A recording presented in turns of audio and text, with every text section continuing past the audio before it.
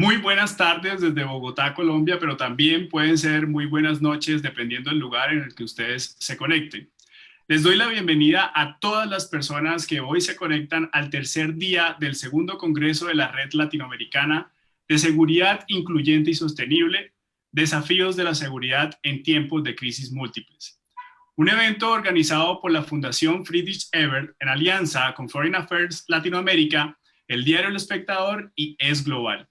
Estamos transmitiendo a través de Facebook Live en las cuentas de FESCOL y en las páginas de nuestros aliados. Quienes nos acompañan a través de la sala de Zoom, quiero recordarles que contamos con la opción de traducción simultánea a inglés y portugués. Esta la tienen que activar con la opción que aparece en la barra de opciones abajo que se llama interpretación. Es solamente elegir el idioma en el que quieren escuchar. También quisiera recordarles que pueden hacernos llegar sus preguntas o comentarios a través del chat aquí en la sala de Zoom o en la caja de comentarios en Facebook. Esto lo pueden hacer en cualquier momento del panel. También pueden participar del evento a través del hashtag del evento, que es segundo, es un 2 en romano, Congreso FES Seguridad. Ahora tengo el gusto de saludar y darle la palabra a Cristina Birke Daniels, directora del proyecto Red Latinoamericana de Seguridad de la FES y representante de la FES en Colombia, para darnos un saludo de bienvenida. Cristina, muy buenas tardes. Muy buenas tardes, muchísimas gracias. Bienvenido a todos que nos están siguiendo, queridos participantes. Les doy la bienvenida en nombre de la Red de Seguridad Incluyente y Sostenible y de la Friedrich Ebert Stiftung. Estamos en el quinto panel de nuestro segundo congreso y esta tarde queremos analizar las tendencias y transformaciones principales del crimen organizado en la región. Me imagino en especial también los cambios en la época de pandemia, así como sus vínculos con los dramáticos niveles de violencia y corrupción en la región. Estoy muy orgullosa que tenemos un panel de exclusivamente expertas de la región en esta temática y les deseo una discusión interesante con muchos aprendizajes sobre esta temática que nos tiene muy preocupados en América Latina siempre. Muchísimas gracias y un buen seminario. Así es, como lo mencionaba Cristina, ya este es el quinto panel y pues quisiera recordarles que durante el panel de esta mañana se analizó la situación política y violencia e inseguridad en algunos países de la región, resultando en ideas y reflexiones muy importantes y bastante interesantes. Si desean revivir este panel y los anteriores, los pueden encontrar en la página de Facebook de FESCOL. Vuelvo y hago un paréntesis para hacerles un aviso técnico a las personas que están llegando a nuestra sala de Zoom. Recuerden activar el módulo de interpretación y que pueden usar el chat o la caja de comentarios en Facebook para hacernos llegar sus preguntas o comentarios en cualquier momento del panel. Siguiendo con el programa de nuestro congreso, a esta hora damos inicio a la sesión de la tarde del tercer día del Congreso de la Red Latinoamericana de Seguridad Incluyente y Sostenible, con el panel número 5, denominado Crimen Organizado y Violencia en América Latina. Como decía Cristina, un panel exclusivo de expertas en seguridad y defensa. Este panel será moderado por Angélica Zamora. Angélica Zamora es la directora asociada de Derechos Humanos en el programa de América Latina de Open Society Foundations. En Open Society Foundation, Angélica coordinó el área de seguridad ciudadana entre 2015 y 2019. Antes de unirse a Open Society, trabajó en varias organizaciones de la sociedad civil, incluyendo una iniciativa de memoria histórica, una oficina legal que litigó casos de atrocidades masivas y una ONG internacional especializada en justicia transicional, una unidad de políticas en una gran fundación de desarrollo y en el sector público también ha trabajado. Durante su periodo en el gobierno ayudó a establecer e iniciar la prestación de reparaciones y asistencia humanitaria a las más de 8 millones de víctimas del conflicto armado interno en Colombia. Angélica obtuvo su título de abogada en la Universidad Nacional de Colombia, su máster en Derecho en la Facultad de Derecho en American University en Washington y un título en Transparencia, Corrupción y Rendición de Cuentas en el Centro de Derechos Humanos de la Universidad de Chile. Para mí es un placer también saludar a Angélica, y Angélica, tiene usted la palabra. Gracias, Isaac. Buenas tardes a todos y todas y todes. Quisiera empezar por agradecer a la FES en Colombia por organizar este evento maravilloso esta semana, que realmente para mí, imagino que para muchos ha sido una oportunidad de reconectar y con colegas nuevos, conocer, reconectar con colegas de antes y como poner en perspectiva temas estructurales y urgentes para la región en un año que ha sido muy atípico y muy complicado para todos. Y felicitaciones a todo el equipo maravilloso de la FES, Santiago, Saray, Catalina, todos por su gran asistencia en la organización de este evento. El tema que nos ha correspondido es crimen organizado y violencia en América Latina. Y es que después de los conflictos armados que sufrieron por un tiempo prolongado nuestros países como Guatemala, Colombia, El Salvador, Perú, y la caída de regímenes autoritarios en El Salvador, autoritarios en Argentina, Chile y Uruguay, se puede decir que el crimen organizado es una de las principales amenazas a la estabilidad y gobernabilidad en la región. En este panel vamos a explorar algunas de las facetas del crimen organizado y cómo afecta a algunas de las poblaciones más vulnerables. Y tenemos 4 expertas con una extensiva producción académica y en políticas públicas. Voy a irlas presentando a cada una a medida que van haciendo sus intervenciones principales. Y quisiera empezar con mi tocaya, con Angélica Durán, quien es también egresada de la Universidad Nacional, doctora en Ciencia Política de la Universidad de Brown, actualmente profesora de Ciencia Política en la Universidad de Massachusetts, y bueno, con una extensa producción que los invito a todos a revisar su trabajo.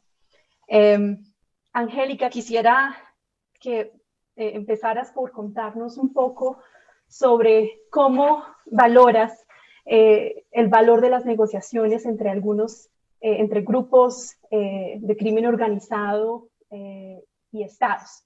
Tal vez por citar el ejemplo más conocido, el de El Salvador, donde estudios muestran una relación favorable entre este tipo de negociaciones y la reducción de los niveles de violencia, especialmente de homicidios.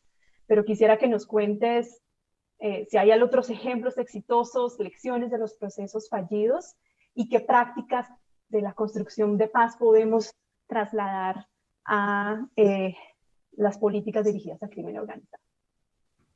Bueno, muchas gracias, Angélica, por estar moderando esta mesa, por poner esa pregunta además. Muchas gracias a FESCOL por la invitación y bueno, pues un placer estar acá y ser parte de este panel. Para responder tu pregunta, voy a hablar de un proyecto que es relativamente nuevo para mí en el sentido de que he estado trabajando con él.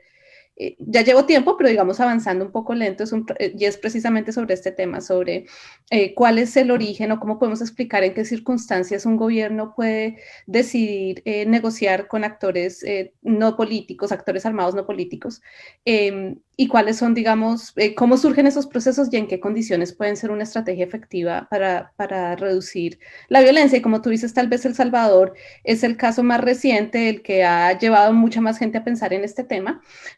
Y para empezar, creo que habría que hacer 2 precisiones conceptuales. Obviamente hay muchos tipos de negociaciones, en la región hay muchos tipos de negociaciones que no son abiertas ni públicas. El tipo de negociaciones en los que yo estoy interesada, que son menos comunes, pero que existen de todos modos, son casos en los que los gobiernos y los grupos criminales están negociando activamente y en el que algún momento un componente o una parte de esa negociación se hace pública. Obviamente hay muchas líneas grises, pero creo que es importante hacer la distinción porque obviamente muchos resultados similares pueden surgir de acomodamientos implícitos o de arreglos corruptos, pero obviamente tienen un montón de implicaciones mucho más complicadas.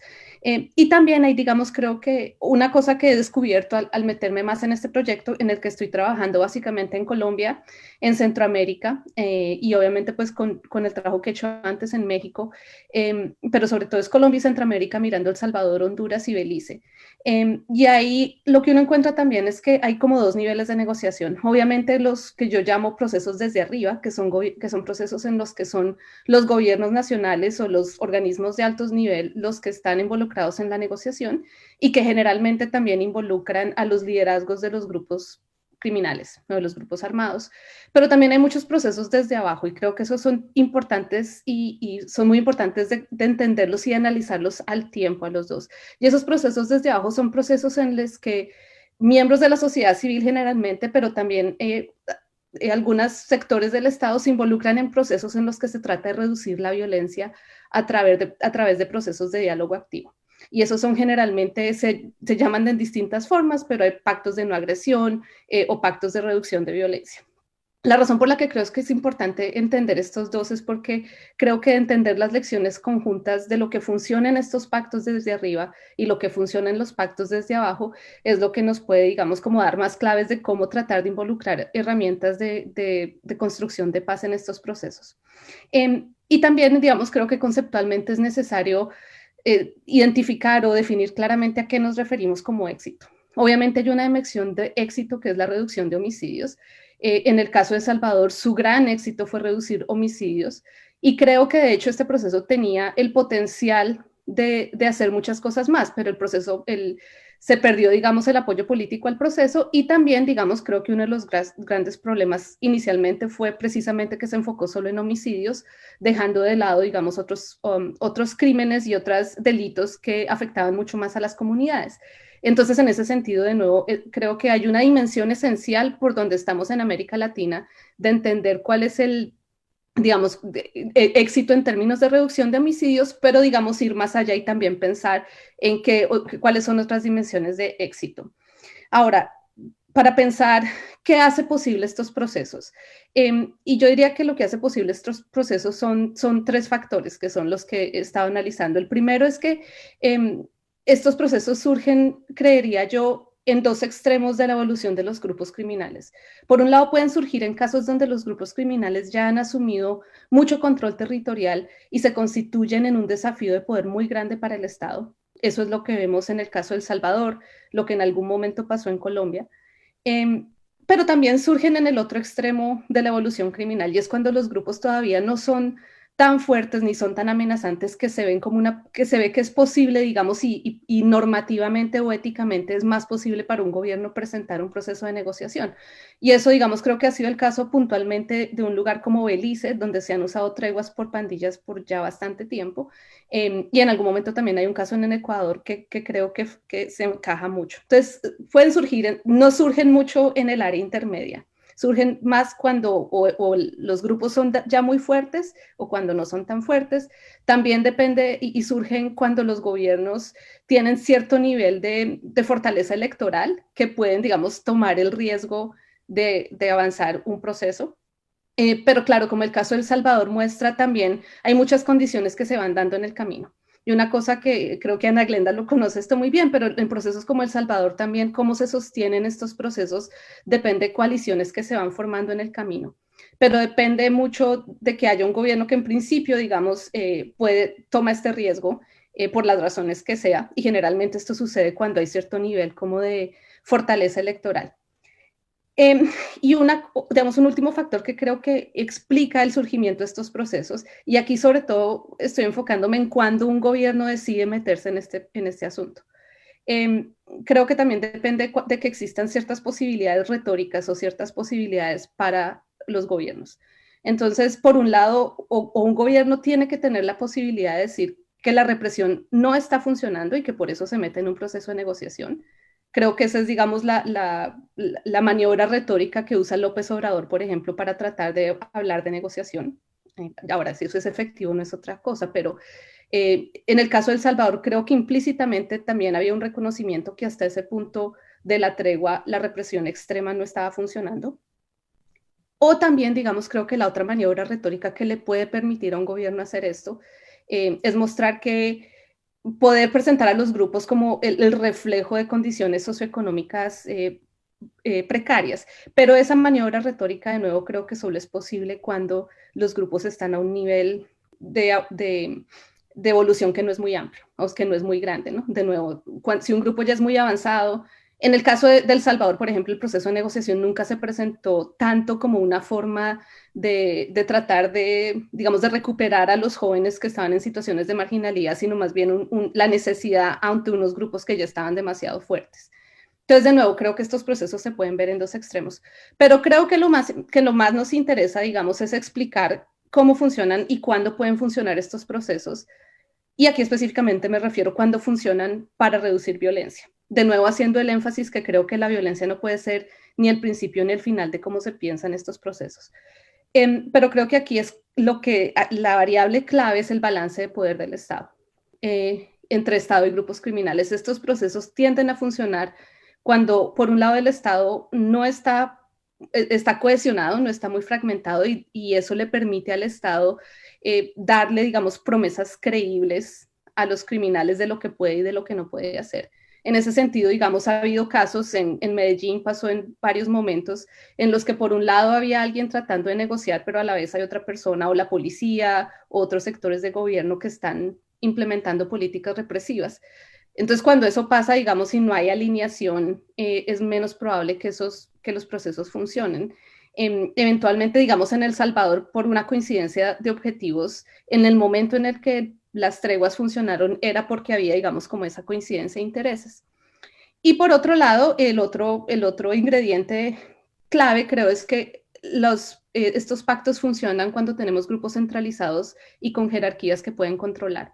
La razón de nuevo por la que la tregua funcionó en El Salvador era porque las pandillas habían llegado a un punto de centralización y de jerarquía que les daba el control, digamos, sobre los niveles más bajos. Ahora, esto también crea, creo yo, un dilema, y es que en los pactos hay un dilema, es que estos pactos que yo llamo desde abajo, que tienden a hacer muchas cosas generalmente más barriales, ese tipo de pactos, creo yo, son mucho más efectivos en tratar de cambiar los incentivos de quienes están en los niveles más bajos de las pandillas. Y eso es lo que uno ve, digamos, en Belice, en El Salvador mismo, viene de una tradición de pactar en Estados Unidos, o no pactar, pero digamos procesos de reducción de violencia como el ceasefire, que la idea es, digamos, parar conflictos antes de que empiecen. Pero eso funciona muy bien a nivel local, pero no tiende a no tener un impacto muy grande a un nivel más grande, precisamente porque son pactos muy locales. Los pactos que funcionan mucho en reducir la violencia cuando hay jerarquías fuertes son mucho menos efectivos, creo yo, en llegar a realmente cambiar los incentivos desde el nivel más bajo. Y ahí es donde creo yo que viene el desafío más grande cuando estos pactos funcionan, y es que lo que puede ser más efectivo a gran escala generalmente no es tan efectivo en las comunidades, y lo que es más efectivo en las comunidades no es tan efectivo a gran escala. Entonces creo que el gran desafío cuando pensamos, y creo que aquí la pregunta no es si negociar o no, sino cómo usar herramientas de diálogo y qué es lo que se debe tener en cuenta. Y aquí veo que el tiempo ya se me va a acabar, entonces quisiera simplemente resumir de una manera muy rápida las cosas que creo que son esenciales. La primera es que creo que cualquier tipo de negociación o de diálogo tiene que considerar estos dos niveles. Por un lado, qué tanta capacidad tiene un grupo de extender o de realmente reducir la violencia, pero por otro lado, cómo involucrar y cómo conectar eso con los incentivos más locales y con las formas más localizadas de interacción entre actores armados, Estado y sociedad civil.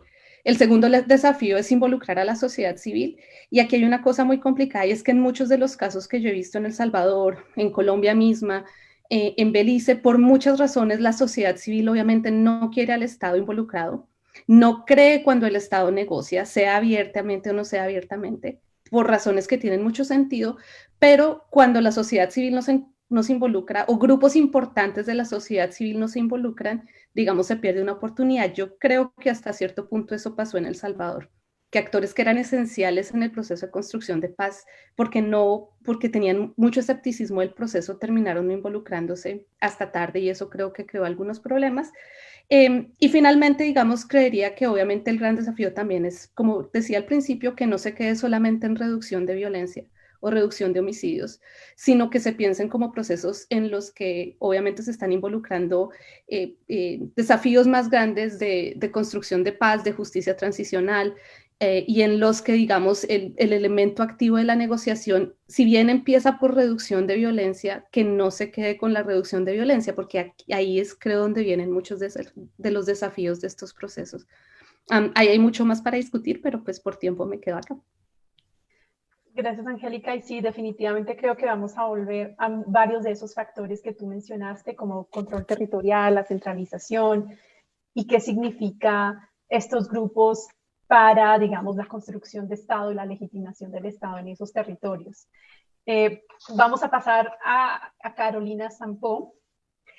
Carolina es investigadora adjunta del Consejo Nacional de Investigaciones Científicas y Técnicas de la Argentina, CONICET, es coordinadora del Centro de Estudios sobre Crimen Organizado Transnacional y profesora adjunta de la Universidad de Buenos Aires. Además, está afiliada a varias redes de trabajo en seguridad a nivel regional e internacional, y creo que nos vas a ofrecer una perspectiva bien interesante desde esas redes. Carolina, sabemos que una de las afectaciones más serias del crimen organizado para las mujeres está relacionada con su involucramiento y explotación por el narcotráfico y victimización por trata de personas. Tú tienes un trabajo bastante amplio en temas de trata, y si nos pudieras contar cuáles han sido como las dinámicas sobre este crimen en Argentina y cómo las dinámicas a nivel regional han incidido o no en los niveles de este crimen. Gracias, Angélica. Buenas tardes a todos. Bueno, un especial agradecimiento a la FES, a Cristina y especialmente a la doctora Tickner, que sé que tuvo que ver con esta invitación. Un recordatorio del día de hoy, justamente como el Día de la Eliminación de la Violencia contra las Mujeres. Me parece que es súper importante, no solamente entendida como violencia física, ¿no? Y en este sentido celebro que seamos un panel de mujeres. Como decía Angélica, nosotras con otras colegas hemos conformado una red de mujeres en seguridad y defensa que se llama Masuru, y que tiene como objetivo justamente visibilizar el trabajo que hacemos las mujeres en este ámbito. Esto como introducción, Angélica. Bueno, gracias por la pregunta. Es bastante complicada, es bastante compleja de contestar, pero voy a intentar empezar de lo más general a lo particular. Me parece que en los últimos años hemos visto en América Latina un proceso, por un lado, de fragmentación de las organizaciones criminales. Se quiere, empezando por la caída de los carteles de Cali, Medellín en adelante, lo que hemos visto es un patrón, con excepción, y hago una especie de spoiler, del PCC, que seguramente ya Camila nos dirá algo al respecto. El resto de las organizaciones criminales se han caracterizado por esa fragmentación. Y al mismo tiempo hemos visto también un incremento de la producción, sobre todo de cocaína, en Colombia específicamente, ¿no? En estos últimos 4 o 5 años esto ha crecido muchísimo, y en consecuencia se ha generado una cierta democratización de la droga y democratización del mercado de la cocaína. Eso ha permitido, de alguna forma, que las organizaciones criminales, todas estas que han aparecido fragmentadas, tengan mayor incidencia en distintos espacios de control territorial, como mencionaba Angélica al principio, ¿no? Como uno de los ejes que íbamos a hablar. Y me parece que es importante entender que Argentina, obviamente, en el caso del narcotráfico, no tiene un lugar central como pueden tener los países productores, o como puede tener Brasil, que no solamente es el segundo consumidor mundial de cocaína, sino que es también un país de tránsito muy importante hacia África, hacia Europa, incluso hacia Estados Unidos, sino que tenemos que entender que tenemos un rol no tan importante, pero que eso no quiere decir que no tengamos que considerar el espacio territorial como un espacio, primero, de consumo, porque es un país de alta prevalencia de consumo de la cocaína, pero también como un espacio donde se asocian otras manifestaciones del crimen organizado, que como bien mencionaba Angélica, una de ellas es la trata de personas. Y en esto me parece importante que entendamos que las organizaciones criminales en general en América Latina están traccionadas por el narcotráfico, porque es la actividad del crimen organizado que más dinero genera en nuestra región.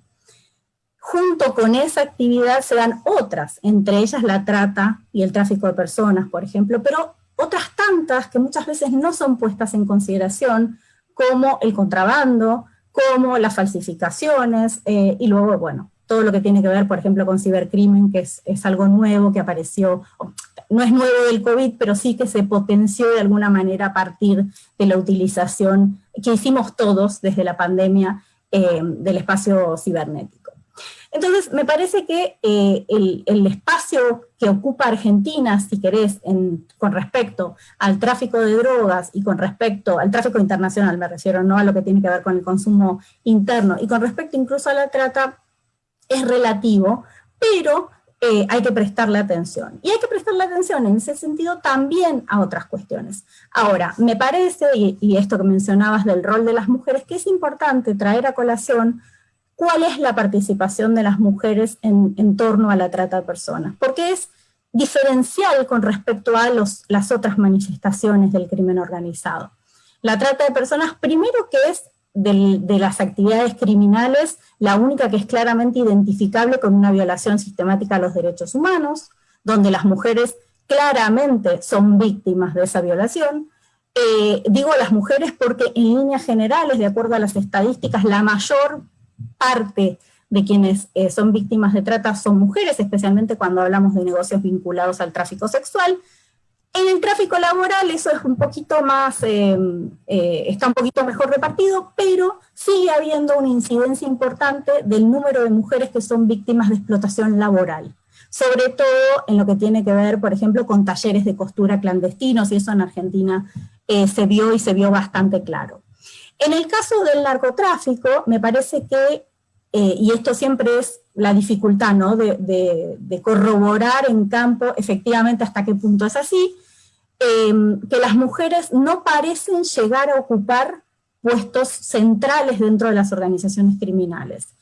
La sensación es que forman parte de las bases de esas organizaciones criminales, son en muchos casos el lugar de entrada para las organizaciones criminales, y esto tiene que ver con otras cuestiones que vamos a abordar después, como la desigualdad, como el empobrecimiento, como el control territorial, cuestiones que me parece que hacen a la dinámica de las comunidades, y dentro de esa dinámica de las comunidades, el rol de las mujeres es súper importante para entender el poder de las organizaciones criminales y también el poder y el acceso del Estado a esos espacios.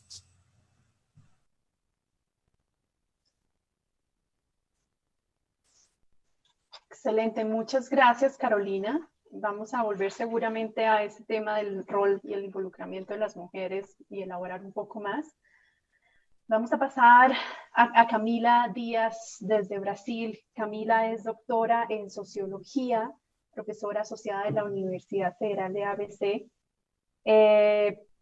coordinadora del Grupo de Investigaciones de Seguridad y Violencia, es integrante del Fórum Brasileiro de Segurança Pública, una de las instituciones que aborda el tema de seguridad en Brasil, de las más importantes. En el 2018 publicó un trabajo que recomiendo muchísimo, junto con otros colaboradores, sobre el mundo criminal en Brasil. Y no es, es un libro que tiene un gran rigor académico, pero también tiene como una huella periodística, y creo que lo hace muy interesante leer.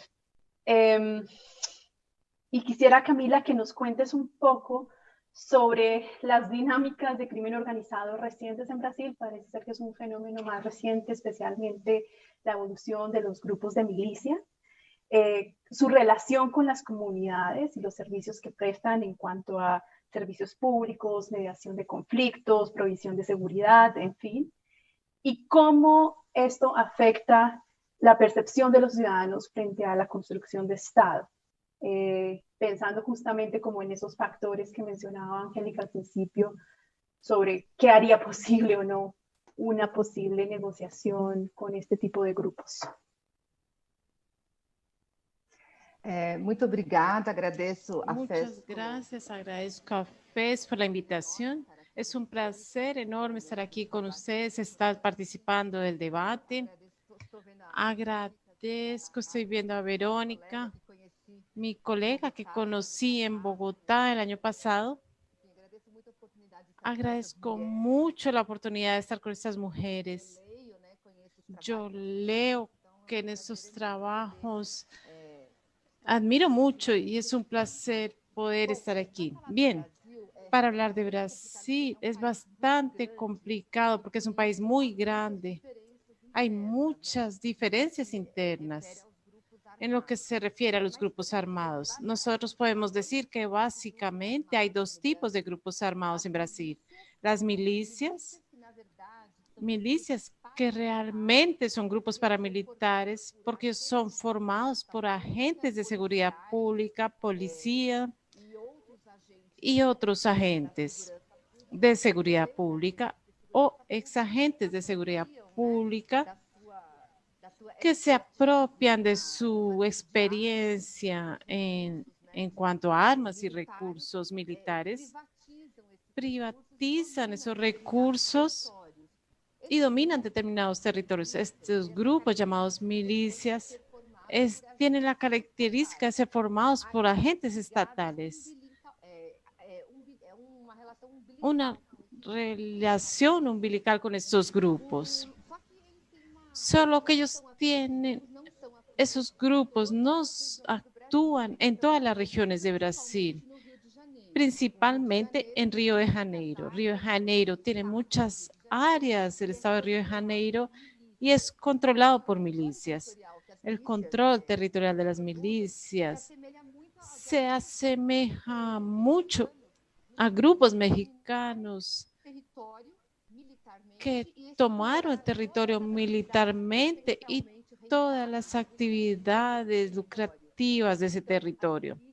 Entonces, las milicias practican la extorsión, actúan en venta de servicio. Hablamos Gatonet, que es Internet, así como venta informales, ilegales en este territorio. Y hacen extorsión de comerciantes que tienen que pagar una cantidad mensual para poder tener su comercio en ese territorio. Las milicias crecieron, es muy interesante, se expandieron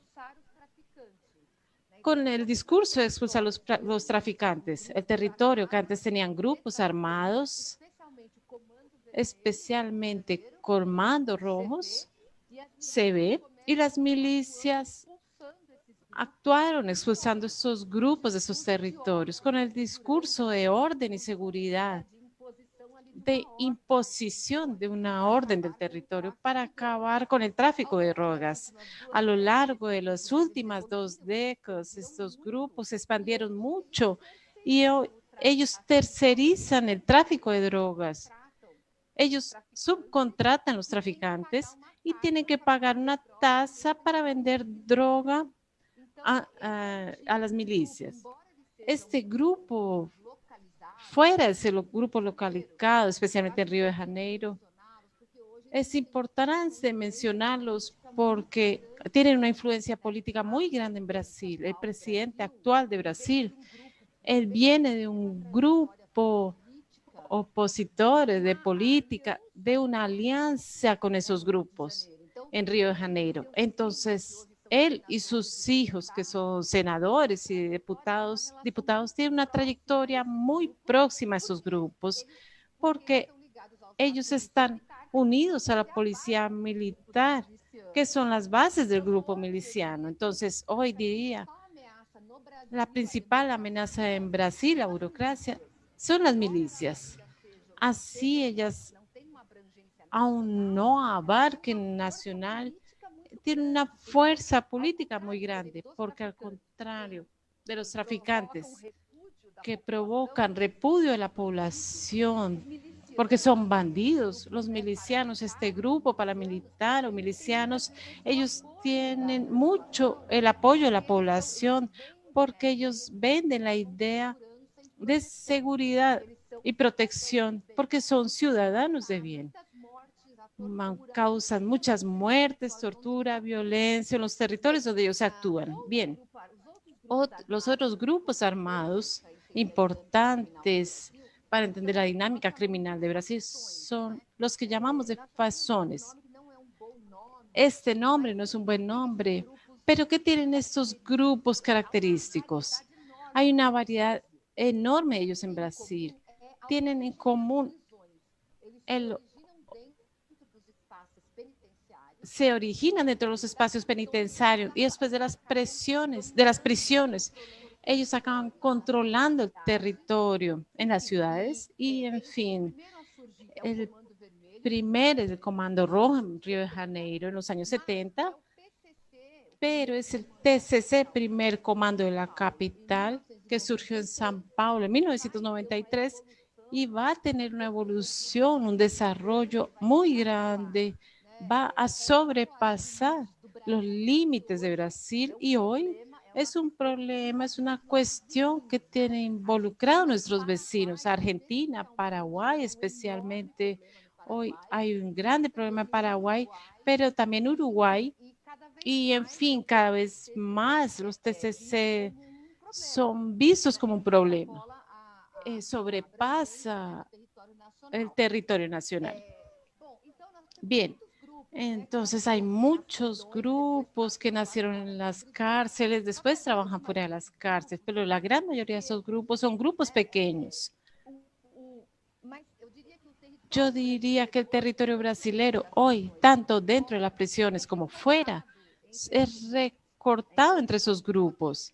Entonces, como el TCC actualmente tiene conflicto con Comando Rojo, entonces esos grupos más pequeños acaban aliándose a uno o al otro y uno se vuelve enemigo del otro. Es una relación bimaria y hace que Brasil sea un país lleno de conflictos, principalmente en el noreste, en el norte. Esos grupos son equilibrados del poder, entonces hay mucho conflicto entre ellos. Ahí en São Paulo, PCC, prácticamente el único grupo que existe, PCC, es un grupo de casi 30 años de su existencia en São Paulo, no tiene grupos que amenazan su hegemonía. En São Paulo, el PCC alcanzó su desarrollo máximo hoy. Y ahí,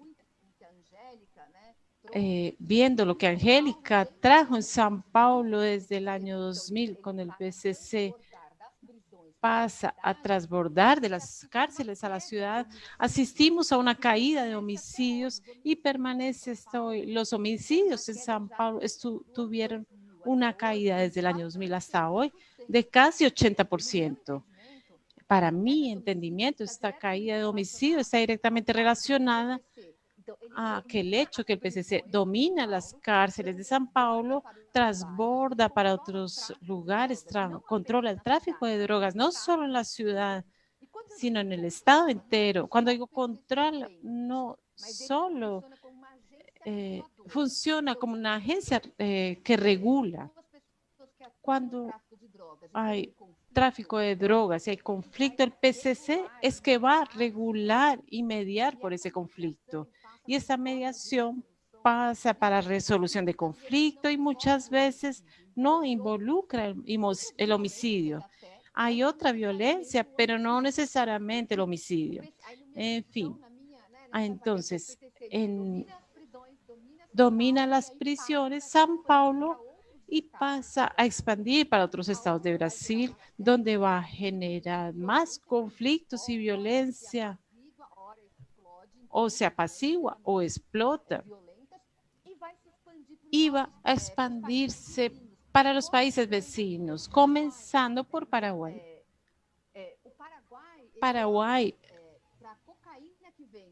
la cocaína que viene de Perú o de Bolivia para Brasil, Paraguay la venden a Paraguay y PCC fueron migrando para la frontera de Brasil con Paraguay. Desde la final de la década de los 90 fueron cada vez aproximándose más a la frontera. No da para decir que es un monopolio porque la región Bom Cavalheiro es una de las principales regiones donde actúa el PCC, pero hay muchos grupos actuando ahí, pero el PCC es uno de esos actores.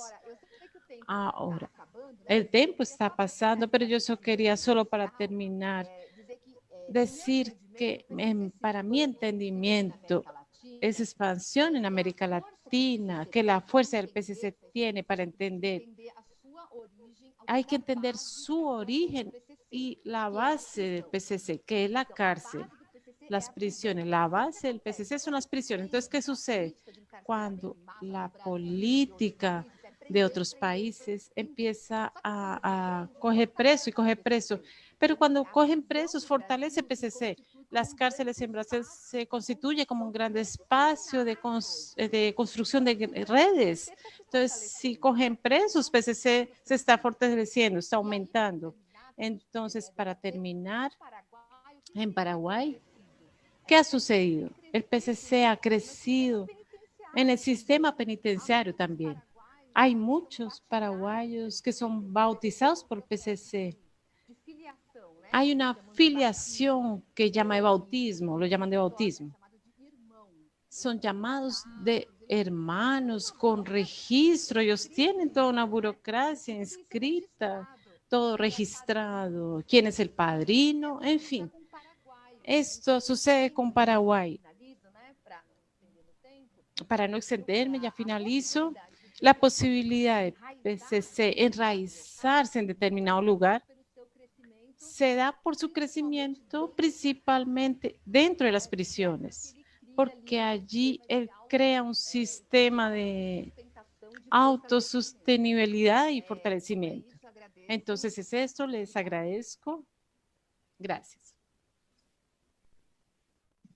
Gracias, Camila. Y nos recuerdas que la relación entre crimen organizado y estados varía mucho a lo largo de la región e incluso dentro de los propios países, ¿no? Ya sea de confrontación o en algunos otros casos de connivencia y cooptación. Quisiera darle la bienvenida a Ana Glenda. Ana Glenda también es socióloga de la Universidad de Salamanca y tiene estudios en defensa del National Defense University de Washington, D.C. Es directora de la Alianza para la Paz, una organización que se dedica a la construcción de paz en las Américas. Ana Glenda, en otros paneles se ha hablado y se suele conversar en estos espacios sobre seguridad, la importancia de las políticas territorializadas sobre seguridad y cómo esas políticas de seguridad deben responder a diagnósticos y basadas en evidencia y en comprender las circunstancias de los sujetos que están allí en riesgo. Tú trabajaste por más de una década, has trabajado en implementar programas de prevención, de reducción de violencia con distintos enfoques en Centroamérica y ahora también incluso en otras partes de la región. Sin embargo, esas políticas locales también pueden generar ciertos estigmas sobre esos sujetos y sobre esos territorios. ¿Cómo, en tu experiencia, se puede balancear, digamos, esa necesidad de territorializar las políticas, pero también de no estigmatizar o reforzar estigmas sobre estas poblaciones? Bueno, muchas gracias, Angélica. Muy buenas tardes. Es un gusto estar en este panel de mujeres y como dice Carolina, especialmente en un día tan importante como es el Día de la No Violencia contra la Mujer. Agradezco mucho también a la Fundación FES por invitarnos a estar participando y debatiendo alrededor de estos temas, creo que de interés no solo para nosotras, sino que en general pues para mucha gente. En la pregunta que tú me haces, creo que es interesante poderla analizar desde distintas perspectivas. Creo que primero que nada, a mí me gustaría traer a la discusión el análisis de que estamos hablando de pandillas y estamos hablando de crimen organizado. Y a mí sí me gusta distinguir la diferencia que considero existe entre lo que es crimen organizado con lo que es el actuar de las pandillas. Lógicamente considero que las pandillas pues no lo son, independientemente que tengan actividades violentas. Por supuesto, el concepto de crimen organizado pues es muy difuso, no hay realmente como un consenso sobre lo que se entiende por crimen organizado. Quizá está la Convención de Palermo, pero que también es bastante vaga, no queda tan clara. Y yo creo que pues podríamos mencionar algunas acciones o dinámicas que pueden ser relacionadas con crimen organizado, como puede ser pues narcoactividad, tráfico de armas, de fuego, trata de personas, lavado de dinero, corrupción, en algunos casos terrorismo. Anteriormente Camila estaba mencionando el PSC pues como un grupo que controla el tráfico de drogas. Entonces creo que dependiendo si estamos hablando de qué grupos o qué dinámicas, entonces nosotros podemos hacer realmente referencia a crimen organizado. Partiendo de esto, creo que las pandillas en Centroamérica son grupos pues, que están compuestos mayoritariamente por jóvenes vulnerables ante las carencias del Estado. Eso no quiere decir que sean solo jóvenes. En el caso de El Salvador, nosotros en el trabajo que tuvimos con pandillas, lo que nos encontrábamos era que ya iban en una tercera generación de pandillas, pero pues mayoritariamente los que entran son jóvenes y en algunos casos son niños. Y son pues jóvenes que viven en un entorno con un tejido social muy deteriorado, que les permite poseer una fuente pues inagotable, por decirlo de alguna manera, de recursos humanos que pueden venir a engrosar las filas de estos grupos, ¿no? Más allá de las actividades criminales que realiza la pandilla como forma de organización social y como mecanismos para la construcción de identidad colectiva, también está la pandilla, a diferencia de las organizaciones puramente de crimen organizado, tienen una cosa que creo que es muy importante, y es que crean identidad colectiva. Entonces, cumplen una función identitaria que es sumamente importante de tomar en consideración y que contribuyen también a la integración social del mismo grupo, y que en contextos de vulnerabilidad y marginalidad hace que también esto se extienda un poco más allá del grupo y que sea una de las cosas pues atractivas para muchos de los jóvenes, sentirse parte de algo y querer pertenecer a ese algo. El crimen organizado, cuando está muy bien organizado también, creo que lo que trata de evitar es que la violencia sea tan visible, porque en la medida en que la violencia es muy fuerte, pues eso les para afectando a los negocios. Generalmente cuando se da violencia en situaciones de crimen organizado son casos en los que están o peleando por la plaza, como se dice en México, o que están en pugna o por un territorio, o que están en pugna por algún tipo de situación muy concreta.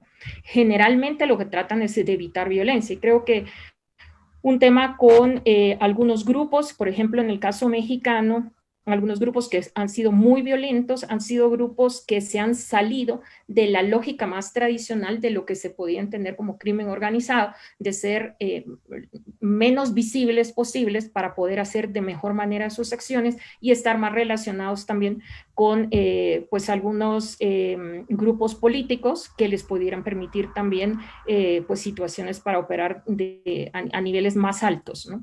Entonces, en ese sentido, las pandillas lo que tienen es siempre una generación de violencia por la lucha de territorios, en donde ellos establecen pues, unas fronteras invisibles, y entonces hay casos de municipios, por ejemplo, tanto en El Salvador o en la misma Honduras, donde se puede encontrar que un municipio puede estar partido en 2 o partido en 3, dependiendo del número de pandillas que están operando en ese lugar, y entonces ahí hay unas fronteras invisibles donde ellos están peleando constantemente por ese territorio.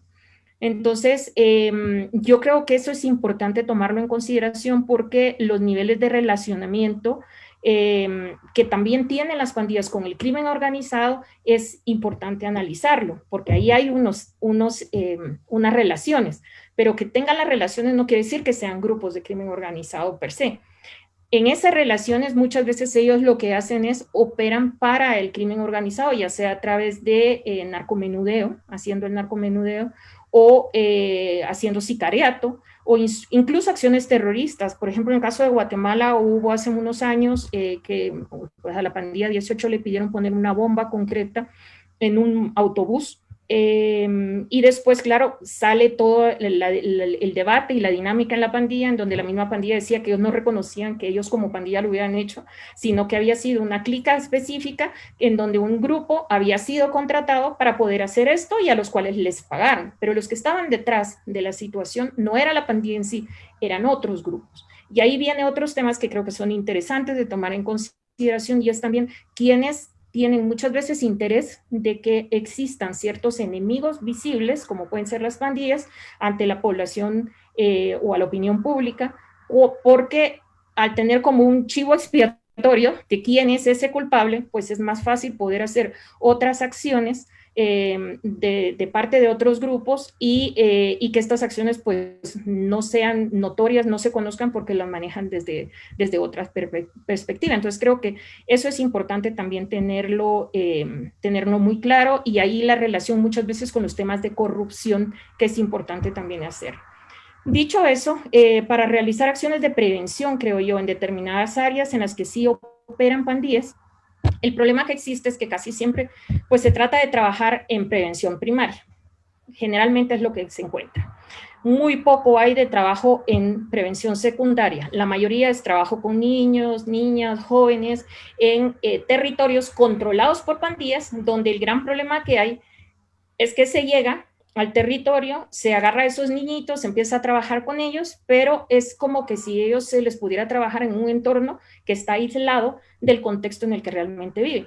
Cuando uno vive en un contexto que está controlado por pandillas y en donde hay una lucha por territorios y están demarcados esos territorios, a veces yo, por ejemplo, no puedo pasar a la iglesia de mi mismo municipio o no sé, a la alcaldía, porque esa puede estar ya en el lado que es de una pandilla y yo vivo en el otro lado. Y entonces yo solo por vivir en el otro lado, a mí me asocian como parte de esa otra pandilla. Y si paso al otro lado, el peligro que hay es que yo puedo, si soy o no soy, eso nadie lo va a estar analizando, sino que al final siempre es visto como que es, porque puede ser una persona que pasa al otro lado a dar información del grupo que opera donde yo, en la calle o en el barrio en el que yo vivo. Entonces, claro, ahí yo ya me pongo en peligro, porque si soy un niño que aún no está en la pandilla, pero pasa al otro lado y pueden creer que paso información, a mí el otro grupo me puede atacar. Y si el otro grupo me ataca, no voy a tener quien me defienda. Entonces, hay muchos niños y jóvenes que buscan ese apoyo de la pandilla que tienen en su barrio para que les brinde una seguridad que si no la tienen, pues lógicamente van a estar completamente vulnerables ante los otros grupos que operan en el área. Y esa es la forma en la que, aunque no formen parte de la pandilla, de alguna manera los conocen, en algunos casos son amigos, son primos, son vecinos. Entonces hay una relación de amistad en la que pueden ayudar, incluso en algún tipo de llevar algo o algún paquete, alguna cosa, brindar información, que no quiere decir que eso signifique que ellos sean parte todavía de la pandilla. Pero inmediatamente, si yo estoy haciendo un trabajo de prevención con ese niño para que no entre y ese niño necesita de ese grupo, lo más probable es que lo que yo esté haciendo pues no vaya a funcionar. Entonces, en ese sentido, para mí es muy importante que cuando hablemos de acciones de prevención, pensemos en hacer acciones de prevención también en lo secundario, además de lo primario, porque si es solo lo primario, parte como de los grandes problemas que he encontrado en Centroamérica es que se ha invertido mucha plata en acciones de prevención, pero no han funcionado precisamente porque se trabaja desde el desconocimiento de lo que realmente sucede en ese contexto, más allá de los diagnósticos que puedan darnos evidencia de una situación que existe. Es ponernos como en los zapatos de esa gente que está viviendo, o ese niño que está viviendo ese día a día, y cómo eso le puede afectar. Entonces, creo que también cuando tú hablas de focalizar, es importante focalizar no solo en territorios, sino también en focalizar en cuanto a el tipo de población a la que nos vamos a dirigir. Y en ese sentido yo creo que sí es importante pensar en cómo poder trabajar con este tipo de grupos, ya sea en los niveles más locales, ya sea en los niveles más nacionales, un poco en la línea de lo que antes explicaba Angélica, pero es importante que ellos formen parte de y que ellos se sientan que ellos también están contribuyendo a transformar la situación que ellos mismos están generando, sino como violenta, porque de lo contrario, si ellos no son involucrados, la experiencia es que no funciona. Y ya lo último es que el problema que encontramos muchas veces cuando tú dices de si se estigmatiza o no se estigmatiza, el problema es que los barrios que tienen pandillas operando ya están estigmatizados per se. O sea, ahí ya no importa si se hacen acciones de prevención o no, esos barrios ya están estigmatizados, y al estar estigmatizados, si alguien lleva un currículum, un joven lleva un currículum a un lugar para buscar trabajo, automáticamente cuando miran en el currículum el área de donde viene, son descartados porque el temor que tienen muchos empresarios o lógicamente muchas empresas u organizaciones es que vayan a ser infiltrados de las pandillas que después les puedan abrir las puertas a entrar a poder hacer otro tipo de acciones en la empresa, ¿no? Entonces, eso hace que muchas veces automáticamente queden estigmatizados estos grupos. Por eso creo que la única forma de cambiarlo es tratar de trabajar con ellos en esas áreas, transformarlas y hacer pues un proceso de construcción de paz, más allá de solo el proceso que puede ser lo que se ha conocido como estos pactos que son más como treguas, que paran o cesan el fuego, pero que no generan la segunda parte, que es la que toca, que es la de hacer un proceso de paz. Pensémoslo como en un conflicto armado. Hay una tregua, la tregua es un cese al fuego, pero después del cese al fuego, si no hay un trabajo de construcción de paz, el cese al fuego se acaba y no sirve para nada. Lo dejo ahí. Excelente, no, muy provocadora tu intervención, Ana Glenda, mil gracias. Pasamos ya a la parte de preguntas y respuestas. Hay algunas personas que están poniendo comentarios y preguntas en el chat, los animo a que lo sigan haciendo. Y a las panelistas, pues a hacer respuestas más cortas para hacerlo un poco más dinámico después de esto. Tal vez empezar por algunas preguntas muy conectadas a esta última parte de la conversación para Carolina y Ana Glenda, si pudiesen diseccionar un poco más sobre cómo operan las dinámicas que afectan a hombres y mujeres, tanto en los programas de prevención que se quedan cortos, que mencionabas, Ana Glenda, pero también en los reclutamientos por parte no solamente de pandillas, sino de grupos armados en general. Esa sería la pregunta para Carolina y Ana Glenda. ¿Te parece que empiece, Ana Glenda? Por favor. Vale.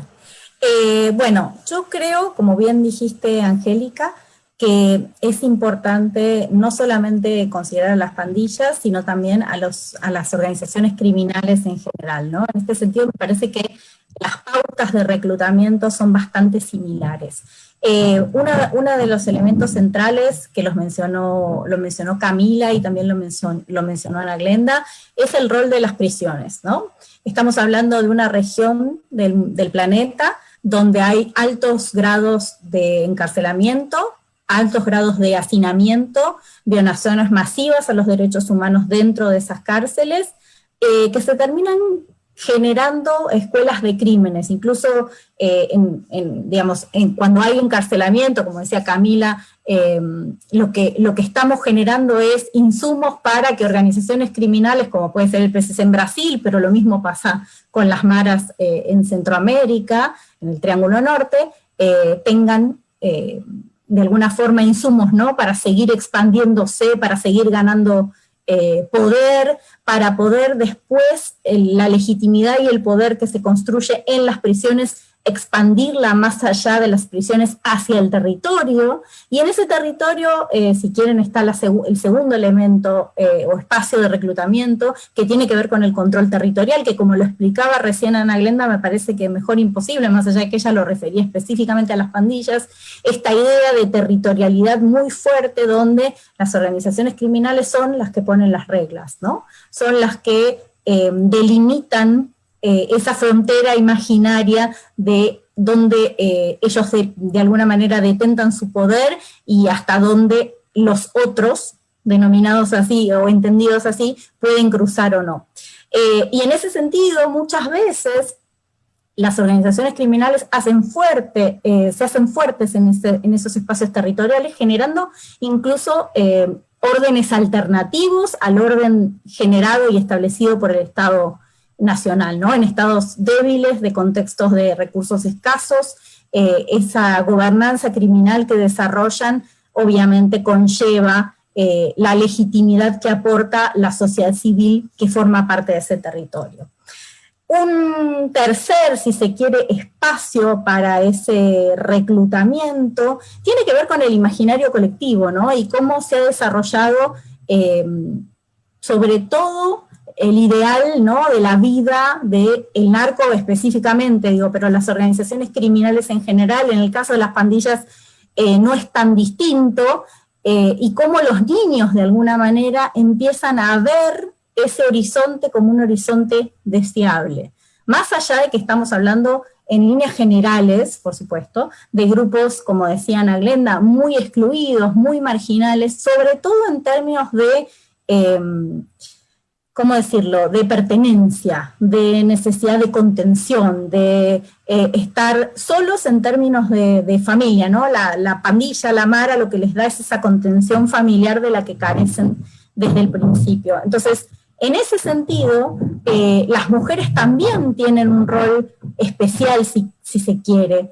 En muchos casos entran a las organizaciones criminales porque tienen relaciones sentimentales con algunos de los que ya están dentro de las organizaciones criminales.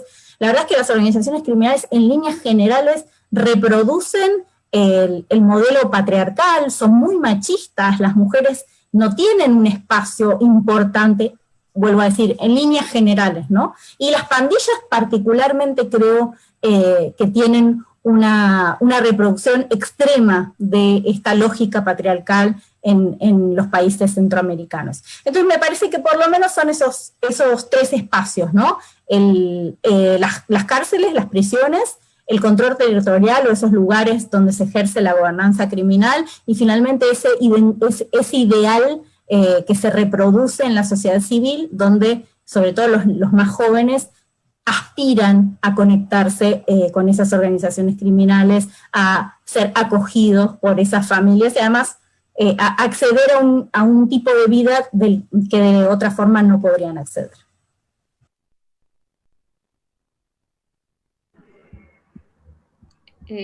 Quizá un poco en la línea de lo que comentaba Carolina, yo lo que creo es que el reclutamiento no es algo que llegue un grupo a convencerte directamente a un lugar y que te diga que debes de venir y que te acerques o que te unas. Creo que el gran problema es que cada vez más y más este tipo de grupos tiene tal nivel de incidencia en poco como en los imaginarios de muchos de los jóvenes y de los niños y niñas, que en muchos casos ellos son los que buscan la entrada a estos grupos más que ellos lleguen a ser convencidos o a ser reclutados como tal, ¿no? Creo que en el caso de las mujeres, a diferencia de los hombres, en el caso al menos concreto de las pandillas, la mayoría de veces entran como novias de los pandilleros. Pero en otros casos también, a pesar de la idea difundida de como que las mujeres son forzadas a ingresar a las pandillas, que se sabe que eso no es tan así. Nosotros acabamos de hacer un estudio sobre el rol de las mujeres en las pandillas y uno de los temas que a mí me pareció interesante de lo que nos apareció era el hecho de que hay una opción voluntaria que obedece a una decisión consciente de las ventajas que tiene pertenecer a un grupo, primero porque les provee una seguridad frente a los contextos violentos en los que viven estas mujeres en sus barrios. Entonces, el hecho de formar parte para ellas es como una seguridad ante esas situaciones en las cuales ellas están expuestas completamente hacia esa violencia. Y en otros casos, la decisión generalmente obedece a una necesidad de empoderamiento, de reconocimiento, de respeto por la vía de la violencia, que se obtiene con este grupo, pero que fuera de la pandilla va a ser imposible que lo obtengan en una sociedad tan machistas como las nuestras, en donde realmente la mujer no va a tener mucha voz y mucho voto, si no es a través de esa misma violencia que puede ejercer. Entonces, cuando hicimos el estudio nos aparecían estas dos formas en las que muchas de las mujeres se involucraban, ya sea porque era a través de los que eran novias o de esta manera. Pero creo que también hay otras formas de relacionamiento con este tipo de grupos, en el caso de pandillas. Se puede distinguir roles entre mujeres pandilleras que ya están operando y que pueden estar cometiendo delitos, mujeres pandilleras que pueden ser parte del grupo, pero que no cometen delitos, sino que son más como o mensajeras o apoyo o llevan cosas y mensajes a las cárceles, ese tipo de cuestiones. Pero también están las mujeres no pandilleras, pero que están ligadas a las pandillas. Estos son los grupos que se encuentran colaborando con el cuidado de los hijos, con el apoyo a las madres, algún tipo de mensajes en algún momento que son necesarios de movilizar o ir a algunos lugares. Hay muchas mujeres que no son pandilleras y que tienen este rol. Y también están las mujeres que son obligadas a apoyar aunque no quieren pertenecer, que es un poco más preocupante, y las hay muchas. Y hay casos de ejemplos de mujeres en las que llegan un pandillero que sea un líder a dejarle a sus hijos y a decirles, miren, me lo cuidan porque tanto él o la mamá se están yendo a prisión o tienen riesgo de que le maten al hijo y le dejan al niño a esa mujer y esa mujer, le guste o no, se tiene que hacer cargo de ese niño, sacarlo adelante y es posible que en algún momento ellos lleguen y se lo quiten y le digan, bueno, ya acabó, muchas gracias, y el niño sea un trauma para el niño y para ella, pero también puede ser un caso en el que pues se quede por siempre la señora cuidándolo.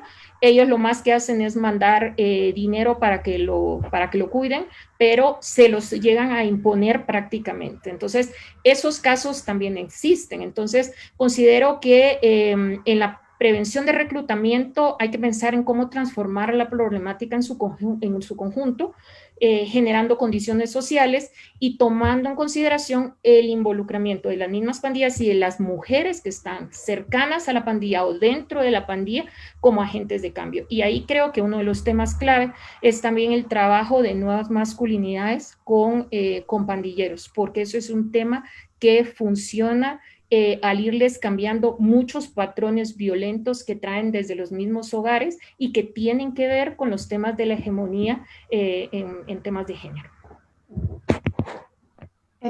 Angélica y Camila, una de las limitaciones y dificultades es de las limitaciones de los procesos, digamos, de reincorporación o reinserciones, digamos, el reciclaje de personas que participan en grupos armados hacia otros. Una tendencia actual muy preocupante también en Colombia, en Brasil, en México, es la participación de personas de la policía, del ejército, en grupos armados, llámese como se llame, y esa transferencia de conocimiento y capacidad de personas que pasan de un grupo a otro, ¿no? ¿Qué se les ocurre a ustedes de cómo prevenir este tipo, digamos, de dinámicas? Quisiera retomar algunas preguntas del público. Verónica Zubillaga nos pide, Angélica, que desmenuces un poco más esos pactos, qué forma tendrían. ¿Son pactos de justicia transicional? ¿Son pactos, digamos, de justicia restaurativa? Esto implica, digamos, transformaciones estructurales como descriminalización de la droga, en fin, y cómo esos pactos podrían tomar lugar en nuestras sociedades latinoamericanas con alta desigualdad. Y para ti, Camila, la pregunta sería si tú vislumbrarías un proceso de negociación con algunas de estos grupos o facciones, o en qué circunstancias en Brasil tú podrías vislumbrar que sería viable un proceso de negociación. La que quiera empezar. Camila, si quieres, sigue, adelante.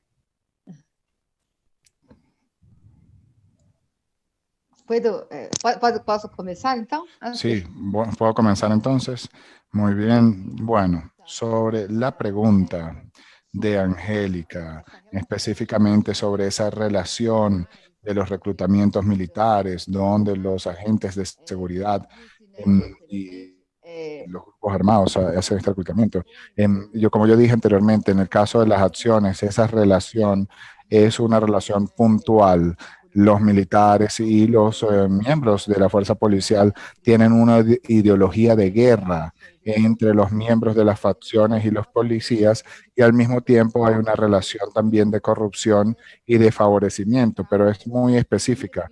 Es como se contratan como servicios tercerizados para ayudar, por ejemplo, en robos a bancos. Hay como una relación más específica. Ahora, en el caso de las milicias, hay una relación estructural.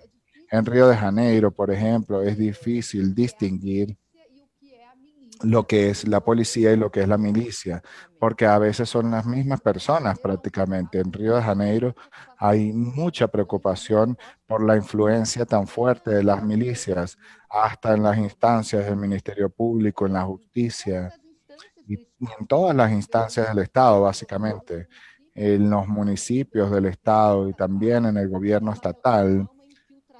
Ya existe una infiltración muy grande de los grupos de milicias, que en realidad en Brasil se ha discutido que no se debería llamarlos más como milicias, que fue un término asignado por la prensa, por los medios en los años 90, sino llamarlos por las características de esos grupos. Actualmente se llaman grupos paramilitares porque son lo que ellos son y así es muy difícil distinguir, por eso, a esos individuos de las policías. Y en cuanto a las acciones de reclutamiento, ellos se basan principalmente en el poder de corrupción de esos grupos. Sobre la pregunta de mi querida Verónica, y envío un gran abrazo para ella sobre los pactos. En Brasil, como ya lo dijo Angélica, aquí los acuerdos y los pactos son todos, no son oficiales, es decir, no son pactos públicos, todos son pactos informales, obscuros, nebulosos. No sabemos cuáles son los términos que se negocian o que son pactados, porque no es como en El Salvador, que eso fue algo público, que fue de conocimiento público y allí puedes criticar o no, apoyar o no, porque es algo público. En Brasil no hay públicamente un acuerdo de este tipo. Pero en Sao Paulo, por ejemplo, y no sé si tal vez ustedes se acuerdan, pero en 2006 el PCC promovió una serie de ataques en el estado e interrumpieron cuando el gobernador autorizó el vuelo de un helicóptero para una unidad prisional donde estaba preso. Esa fue uno de esos líderes del PCC. Allí hubo una reunión entre el comandante de la policía y entre varias autoridades y ellos. Y allí enseguida los ataques se interrumpieron. Aquí es muy interesante porque esos ataques se acabaron y de aquí para allá, de 2016 para acá, el PCC nunca más tuvo otra crisis aquí en Sao Paulo. Nunca más hubo otra ruptura del orden institucional aquí en Sao Paulo. Como yo les dije, los homicidios siempre caen en Sao Paulo y el partido político que gobierna el Estado es el mismo desde hace 30 años también. Entonces aquí acostumbramos a decir que Sao Paulo es un estado de hegemonías políticas y de hegemonías en el crimen también. Y entonces yo creo que nosotros en Brasil no tenemos condiciones en términos del apoyo de la sociedad y de la forma de actuación de los políticos, no tenemos una forma de pensar en soluciones a través de un acuerdo, de una negociación abierta, porque el discurso del castigo, de la guerra a las drogas, de la guerra contra el crimen, es un elemento poderoso de fuerza política. Y entonces es mucho más beneficioso para los políticos apoyarse en un discurso de combate, de lucha contra el crimen y que sean electos por eso. Y por otro lado, hacer acuerdos totalmente nebulosos que nadie sabe cuáles son las condiciones en las cuales ellos están haciendo ese pacto. Por ejemplo, para finalizar, les voy a dar un ejemplo de esos acuerdos, de lo perverso que son esos acuerdos turbios. Como Angélica dijo, por un lado, eso puede ser positivo, pero si por el otro lado, si nosotros vamos a cualquier favela en Sao Paulo o en cualquier favela en territorio más pobre o en cualquier prisión, tenemos un control claro del PCC. No es un control armado, no es un control violento, explícitamente violento, pero como lo dijo Ana Glenda, solamente para las personas que viven en un territorio controlado por un grupo criminal saben lo que es esa experiencia, que es muy perversa. A pesar de que el PSC ejerce una modulación de la violencia en el control territorial, pues no deja de ser un control de un grupo criminal. Entonces, las personas tienen miedo, obviamente, es obvio que las personas sienten miedo. En fin, termina siendo entonces una perversidad estos acuerdos que se hacen de manera turbia, sin la debida transparencia para que se discuta públicamente. Bueno, bueno, pues hay muchas cosas para decir frente a tu pregunta inicial, Angélica, de cómo prevenir este reciclaje, cómo prevenir, sobre todo, por ejemplo, en Colombia creo que es tal vez el caso más claro de toda la región, de cómo, digamos, distintos esfuerzos en las últimas 4 o 5, incluso yendo más atrás a la historia de Colombia, muchos esfuerzos de crear paz terminan, si no fracasando, digamos, teniendo un límite siempre, porque siempre hay un reciclaje de estructuras y es algo que claramente vemos en la situación actual. Y creo que una cosa similar se puede ver, digamos, en contextos en los que no hay un conflicto armado como el colombiano, pero donde hay grupos armados operando. Y ahí iría también, que quiero decir que estoy totalmente de acuerdo con Ana Glenda sobre la necesidad, digamos, de conceptualmente separar a las pandillas y a otros grupos criminales, pero ahí también quisiera decir que incluso el tema, el usar el concepto de crimen organizado es complicado en sí mismo porque todos los grupos que hoy en día en teoría estarían involucrados en crimen organizado no son lo mismo, muchos de ellos son territoriales, tienen grandes diferencias y como que esa idea que tenemos en la cabeza de crimen organizado transnacional siempre que tiene grandes redes con tentáculos en todo lado realmente aplica a pocas organizaciones. Ahora, volviendo al tema del reciclaje, yo diría que lo clave en cualquier proceso, sea un proceso que tiene alguna inspiración en procesos de negociación y que tiene que ver con justicia restaurativa, en un proceso de negociación, digamos, tradicional, como en el caso colombiano, lo clave, digamos, siempre es que hay que ponerle mucha atención a los mandos medios, no solamente a los grandes líderes, no solamente a los de abajo, sino los mandos medios que son los que tienen la capacidad, digamos, de reciclar estructuras. Porque además son los que tienen más capacidad, tienen un conocimiento, tienen una experiencia en cómo operar, y que generalmente, digamos, cuando se desmantela una organización, y de nuevo, bien sea a través de una negociación o a través de un descabezamiento, digamos, no hay mucha atención en lo que pasa con los mandos medios, en quienes tienen la capacidad, digamos, de seguir operando y de seguir reproduciendo dinámicas de violencia, dinámicas de operación de grupos criminales. Entonces, creo que parte siempre del problema, cualquiera sea la estrategia de seguridad de la que estemos hablando, es que las pensamos como islas, ¿no? Las pensamos muy separadas. Entonces, uno no puede desmantelar una organización, uno no puede negociar si a la vez no está pensando en cómo reducir los incentivos para los niveles más bajos para no seguir involucrándose en esas dinámicas y desmantelar a las estructuras más medias para que sigan operando. Y ahora ahí quisiera añadir otra cosa esencial, que es que creo que hemos hablado mucho de la relación entre Estado y grupos criminales, sin embargo, la mayoría de nuestras políticas se concentran en el elemento criminal, ¿no? Se concentran, digamos, en los que diríamos son los miembros de la organización y hay mucho menos énfasis en desmantelar las redes políticas y de corrupción que sostienen esos grupos.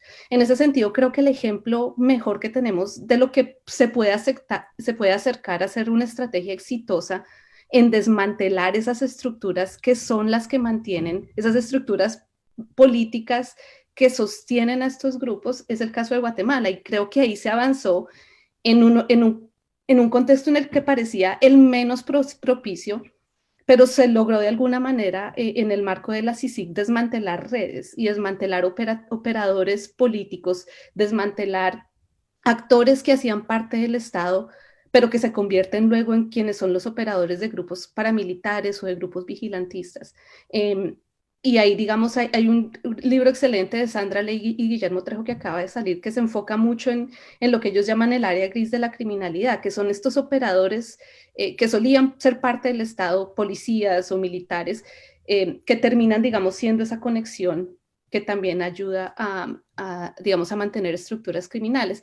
Y hasta que nuestras políticas tampoco, digamos, dejen de enfocarse solo, digamos, en la parte criminal y se muevan más a desmantelar esas conexiones políticas, ahí, digamos, tenemos un problema, pero creo que es otra forma de seguir previniendo el reciclaje. Ahora, con el tema de la negociación, creo que hay muchas cosas importantes. Yo diría que entre más estudio este tema, lo que más descubro es que no es fácil, o sea, que obviamente si decimos negociar o pactar, de hecho, empezar con ese término ya crea muchos problemas. Y como decía Camila, el primero es si la gente lo va a apoyar o no. Ahora sí creo que es necesario que pensemos en esas herramientas y en cómo involucrarlas. En algunos casos eso puede tomar la forma de una negociación grande, en otros casos es iniciativas de más bajo nivel, pero creo que el gran problema con las iniciativas de bajo nivel, y a bajo nivel me refiero más como estrategias de resolución de conflictos a nivel local, es que esas estrategias de resolución de conflictos a nivel local nunca están muy estructuradas a nada más, terminan siendo como esfuerzos aislados, o bien sea de grupos sociales, o bien sea de ONGs, pero terminan siendo muy aislados y ahí se pierde también el gran potencial que tienen, porque yo creo que sí lo tienen. El modelo de las FARC de Colombia, yo creo que el modelo de las FARC lo que muestra es cómo pensar la negociación, también pensando a la vez las causas estructurales, digamos, de problemas de violencia. Es un modelo obviamente que no se aplica muy bien porque en el caso de las FARC, digamos, el elemento activo de la negociación seguía siendo la agenda que motivó a las FARC políticamente inicialmente. Con grupos criminales, pues obviamente seguimos teniendo el gran dilema de que lo que los motiva es algo que no va a desaparecer. En ese sentido, creo que los temas de legalización, de despenalización del uso de drogas, tienen que existir, pero no necesariamente diría yo tienen que ser el objeto de la negociación, tiene que ser como un consenso y una discusión social más grande. Y ahí hay mucho más para discutir, pero quisiera, digamos, terminar también, creo que en el chat alguien expresó por qué vamos a pensar en negociar, cómo vamos a pensar en negociar o cómo vamos a pensar en despenalizar. Y ahí mi respuesta es simplemente por varias razones. La primera es porque llevamos años de reprimir directamente, que no nos han traído ningún resultado bueno realmente, que lo que seguimos es no solamente no nos solucionamos los problemas, sino que además han crecido en dimensión. La segunda razón se conecta con lo que decía Camila hace un momento y es que formas de negociación existen implícitamente, pero incluso diría yo explícitas. Cuando uno ve las condenas que tienen la mayoría de actores de alto nivel criminales, ellos salen de la cárcel en un par de años. O sea que a nivel individual no la pasamos negociando con los malos, ¿no?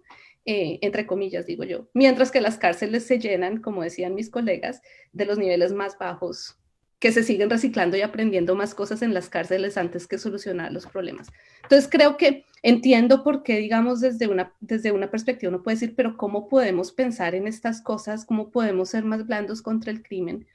Pero la respuesta realmente es que lo que hemos hecho hasta ahora sigue creando problemas en vez de solucionarlos. Entonces creo que hay que pensar más creativamente, pero siempre, digamos, reconociendo que yo no creo que hay soluciones simples. Y en el caso de negociar, que es el proyecto que estoy trabajando ahorita, hay que considerar de verdad muchas dimensiones y ser muy cuidadoso en cómo se hace, si se hace. Gracias, nos queda poco tiempo y varias preguntas. Voy a lanzar algunas preguntas para las que se animen a responder tal vez de forma muy breve. Y yo creo que una de las formas de aprovechar este espacio que nos regala la FES es identificando hacia dónde avanzar las líneas de trabajo e investigación, ¿no? Ante la diversidad de personas que participamos en estos foros, desde corporaciones, agencias de cooperación, academia, filantropía, implementadores de políticas públicas. ¿Cuáles serían como unas líneas prioritarias de investigación sobre crimen organizado con un enfoque diferencial de género? No solamente de mujeres, sino población LGBTI. O sea, ¿qué sabemos que hay, pero que no sabemos y hasta dónde deberíamos, por ejemplo, nosotros invertir más atención y recursos? Otro tema que tiene unas repercusiones fuertes frente a repercusiones de género y crimen organizado son las respuestas, ¿no? Y los actores que vemos que han emergido, digamos, en este campo. Y vemos, por ejemplo, en distintas partes de la región, grupos de mujeres, de madres, en Brasil los colectivos de madres, digamos, con posiciones muy fuertes frente al tema, digamos, de la violencia estatal, pero también frente a la violencia de los grupos armados. Tal vez, Ana Glenda, ¿qué recomendaciones puntuales ustedes tienen para que estos grupos sean incorporados de manera efectiva en las intervenciones que se hagan en esos territorios? ¿Cuáles serían como pautas puntuales que debemos seguir para incorporar a esos actores no como únicamente víctimas y como los que pagan el costo directo, sino como actores activos con agencia política en la construcción de estos territorios. ¿Quién quisiera empezar? Ahí alzaron la mano. Ana Glenda, sigue, por favor. Perfecto, muchas gracias. No, yo lo que creo es que en el caso, por lo menos, de pandillas en Centroamérica, uno de los temas que nosotros encontramos siempre como un punto clave es que generalmente los pandilleros respetan mucho a las mamás. O sea, la madre tiene una figura protagónica en la vida de un pandillero. De una u otra forma, incluso hasta es un tanto como exagerada, ¿no? La figura que hay alrededor de la madre. Entonces yo creo que es importante no solo pensar en colectivos de grupos que puedan ser víctimas y que puedan estar hablando de cómo poderse involucrar en generar cambios, sino que también debemos de pensar en intervenciones que se puedan hacer a través de las mujeres. Y ahí creo que una cosa que para nosotros, o que yo considero que podría ser clave, es el tema de cómo poder trabajar con las mamás o de los pandilleros y que a través de ellas se pueda establecer primero pues unas redes de trabajo, de apoyo, en donde también se les vayan dando otros componentes, sobre todo porque muchas veces no es que sean el grupito de jóvenes malos y aparte están las madres, aparte los padres y aparte los vecinos, sino que casi siempre para viendo todo un barrio, todo un grupo, un colectivo de apoyo que está alrededor de estos grupos y que no siempre queda claro. Entonces creo que involucrar a las madres es muy importante para poderlo hacer. Y la segunda es que también en el caso de personas que han sido violentadas por estos grupos, sea el grupo que sea, también es muy necesario que cuando son víctimas de violencia puedan de alguna manera tener opinión para poder ellas ver de qué forma también pueden ser no solo resarcidas en los derechos que les vulneraron, sino también cómo poder trabajar con ellas, porque hay muchas mujeres en grupos organizados en los cuales lo que encuentran es que se escucha el lado de la pandilla, pero muchas veces no se toma en consideración a la víctima. Entonces creo que también hay que pensar en estos grupos de víctimas, cómo poder hacer un acercamiento de estas víctimas con los victimarios y empezar a pensar en un tipo de justicia restaurativa en ese sentido, para poder hacer ejercicios que permitan el entender la situación tanto de un lado como el otro para hacer transformaciones. Yo ahí lo dejaría. Gracias. Carolina. Sí, un poco para completar o complementar lo que decía Ana Glenda, yo estoy totalmente de acuerdo, no solo en el rol de las mamás y de las mujeres como agentes de cambio, sino el rol de la comunidad como un todo, ¿no? Me parece que esto es muy importante para generar el cambio necesario en el imaginario colectivo de alguna manera, no solamente en la acción cotidiana. Y a eso me parece que hay que sumarle esta idea que al principio trataba de exponer, que es la idea general de que el crimen organizado o las actividades del crimen organizado no generan un daño directo, a excepción del tema de la trata, digamos que es el único que está identificado claramente con una vulneración a los derechos humanos.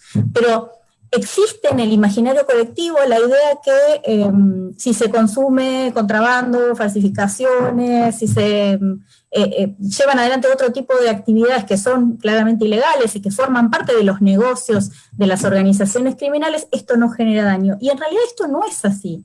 Y lo que hace crecer a las organizaciones criminales, les hace ganar poder. Entonces me parece que es necesario construir una campaña, por decirlo de alguna manera, de concientización del daño que genera el crimen organizado. Porque el daño que genera el crimen organizado no es solamente un daño económico, que muchas veces es hacia donde se apunta, sino que es un daño que se mide en vidas humanas, que se mide en calidad de vida de las comunidades, de la sociedad civil. Y no hablamos solamente del nivel de homicidios que manejamos en la región, sino que hablamos también de las extorsiones, de las agresiones sexuales, de un montón de violencias que no son directas, como puede ser el generar daño sobre otro, pero que están constantemente interpelando a nuestras sociedades. Entonces, me parece que esto es un trabajo necesario y que podría ser realizado no solamente desde el Estado, sino también desde ONGs, desde la academia, desde organizaciones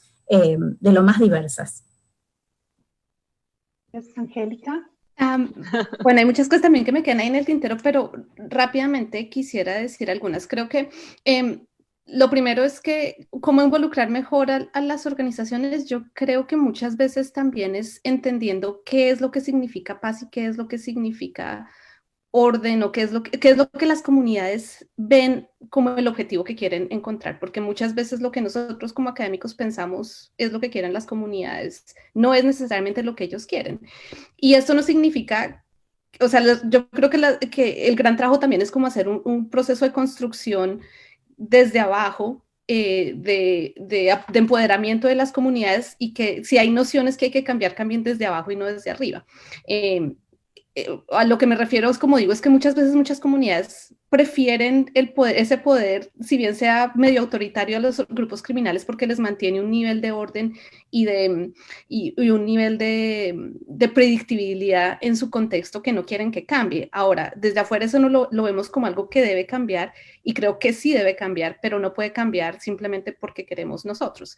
En ese sentido, volviendo como al tema de los pactos locales, las madres, y en muchos de los casos de nivel local que he analizado, sé que Verónica Subillaga también tiene un trabajo reciente sobre Venezuela en donde ha mirado el rol de las madres en una comunidad específica. En Medellín, en varias de las ciudades, realmente las madres han jugado un papel esencial muchas veces en romper ciclos de violencia. Ahora, tal vez sea un poco controversial lo que haya a decir, pero eso también creo que tiene un lado medio complicado, y es que muchas veces esa ruptura de ciclos de violencia, cuando las madres son las que participan, se basa mucho simplemente en el respeto, en ese respeto que tiene, en esa figura de respetar a la madre, y no necesariamente en, digamos, una construcción de paz más amplia. Entonces ahí creo que el trabajo de nuevo tiene que ver, como decía Ana Glenda, creo yo, con involucrar esas comunidades, trabajar con ellas, entender qué es lo que quieren, pero también, digamos, empezar a hacer un trabajo también más de dar más elementos de cómo ir más allá, digamos, del simple objetivo de prevenir que pase un asesinato, que es muy importante, pero que muchas veces cuando se queda ahí, y ahí hay unas experiencias de Medellín muy interesantes, cuando se queda solamente ahí en parar el asesinato, creo que sigue sin, digamos, llegarse como a las causas estructurales y a los problemas más de largo plazo que hay que solucionar. Y lo último que quisiera decir es que después de trabajar en estos temas, el tiempo que llevo trabajando en ellos, veo que hay una realidad muy clara, y es que cuando hablamos del crimen y de sus consecuencias, son consecuencias muy locales, muy territoriales, son consecuencias que a veces varían de barrio a barrio en una ciudad. Y sin embargo hablamos de actividades que son transnacionales. Entonces generalmente uno habla con altos niveles de política pública, ellos lo que quieren saber es cómo coordina uno mejor transnacionalmente. Y nosotros queremos hablar de cómo se construye la paz a nivel local.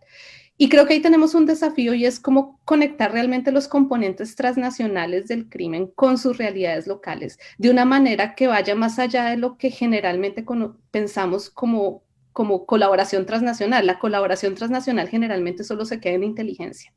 Y creo que parte del paradigma que tenemos que pensar hoy en día es pensar esas dimensiones transnacionales, internacionales del crimen, reconociendo que sus consecuencias son muy locales, pero reconociendo que esas dinámicas son transnacionales. Y ahí no tengo la respuesta, pero creo que ese es el desafío. ¿Cómo pensamos? Y obviamente, por ejemplo, en el caso del narcotráfico esto es esencial. O sea, uno ve que uno de los grandes problemas aquí en Colombia para construir paz sigue siendo que los incentivos de los mercados del narcotráfico son muy grandes. Hay muchos otros mercados, obviamente. Pero el tema es que hasta que esos incentivos transnacionales no sean diferentes, muchas de estas realidades no van a parar.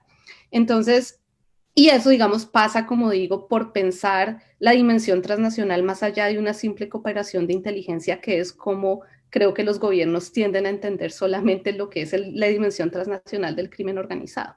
Entonces ahí hay como un desafío, digamos, entre combinar lo local y lo transnacional, más allá de las formas tradicionales en las que lo hemos pensado, creo yo. Angélica. Camila, tienes la última palabra, 2 minutos, y nos despedimos con Isaac. Rapidamente, Bueno, rápidamente, la realidad de Brasil es muy semejante a la que ustedes reportaron, porque aquí hay grupos de madres y de mujeres que son muy respetadas por los grupos criminales. Aquí en Brasil, de hecho, hay los dos tipos de grupos muy importantes de estas mujeres que están al frente de estas luchas, que yo creo que tienen una potencia muy grande que podría explotarse para construir los procesos de paz y de políticas públicas.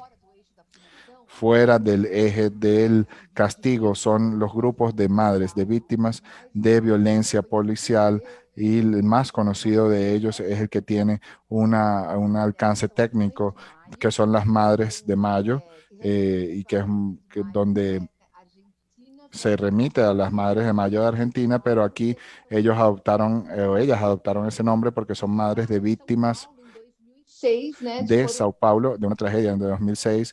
Fueron centenares de personas que fueron asesinadas por la policía como respuesta a los ataques del PCC. Pero la mayoría de estas relaciones no tenían ninguna relación con ellos porque vivían en las áreas pobres. Hoy ese grupo se constituyó en ese momento, pero hoy reúne a las madres de víctimas de violencia policial que por todo el país. De hecho, nosotros en Brasil, nosotros tenemos la letalidad policial que ha venido aumentando todos los meses. Nosotros estamos batiendo récords. La policía brasileña viene matando más que nunca en todos los estados de Brasil. Los niveles de violencia, y no estamos hablando de violencia, estamos hablando de homicidios cometidos por la policía, está batiendo todos los récords de Brasil, y una parte de estos grupos se sostienen por la violencia policial, y hay grupos que tienen una potencia muy grande, que son grupos de mujeres que son familiares de personas que están presas, son personas que se organizan en colectivos. La amplia mayoría también son mujeres, la mayoría son madres, algunas esposas, pero la mayoría son madres de personas privadas de su libertad. Y ellas también han tenido un papel muy importante, especialmente ahora durante la pandemia, pero no solo por el hecho de denunciar las torturas y violaciones de derechos que suceden dentro de las prisiones. Entonces yo pienso que esos dos tipos de colectivos formados por mujeres son aquellos que tendrían una potencia hoy de producir transformaciones a partir de la creación de redes y de la inserción de esos grupos de diálogo con las autoridades, porque aquí en Brasil esos grupos son criminalizados. Ellos no son, o ellas no son respetadas por los políticos, por el Estado. El Estado las ve como mujeres de bandidos, de criminales, y por ende son criminalizados como si el PCC financiase esos grupos. Todo el tiempo ellos tienen que hacer de todo para probar que no son financiadas por el PCC, y a veces es muy difícil pensar que esa pueda ser una solución en Brasil en este momento desde el punto de vista de la relación del Estado, la forma como el Estado brasileño hoy ha cerrado todas las formas de participación de la sociedad civil. Los consejos, por ejemplo, de políticas públicas, que todo eso ha sido desmontado. La sociedad civil hoy en Brasil está prácticamente acorralada y expulsada de las decisiones en cuanto a políticas públicas. Ese es el escenario actual donde esto no se favorece en nada esa relación. Pero yo creo que pensando en una solución y con base en esto, pues tenemos que incorporar esas redes, y creo que el poder está justamente en las mujeres, en incorporarlas a la búsqueda de soluciones locales y, como dijo Angélica, articular eso con las dimensiones transnacionales.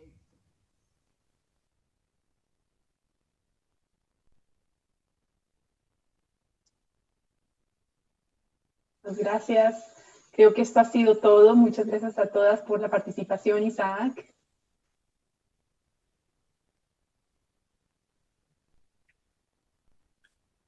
Angélica, muchísimas gracias. Un panel sin duda interesantísimo. Este panel trató reflexiones y análisis sobre patrones de comportamiento y características de los grupos de crimen organizado, cómo estos grupos instrumentalizan algunos sectores de la población, sobre todo los jóvenes, la relación entre el Estado y el crimen organizado incluso posibles escenarios de desmantelamiento de estos grupos. Además, se abordó el papel de las mujeres frente a estos temas, frente a estos grupos de delincuencia organizada. Sin duda, un tema muy, muy interesante.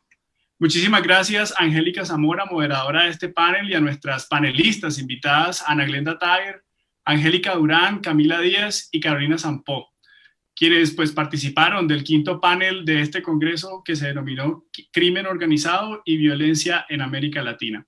En el marco del segundo congreso de la Red Latinoamericana de Seguridad Incluyente y Sostenible, Desafíos de la Seguridad en Tiempos de Crisis Múltiples, organizado por la Fundación Friedrich Ebert en alianza con Foreign Affairs Latinoamérica, el diario El Espectador y Es Global. Muchas gracias también a quienes estuvieron conectados en nuestra sala de Zoom y dentro de los Facebook Live en Facebook, en la cuenta de FESCOL y en las cuentas de nuestros aliados. Con este excelente panel finalizamos el tercer día del segundo Congreso de la Red Latinoamericana de Seguridad Incluyente y Sostenible. Nos veremos de nuevo el día de mañana con el panel 6, Estados Unidos y América Latina. ¿Qué viene después de las elecciones? También será un panel muy interesante. Mil y mil gracias.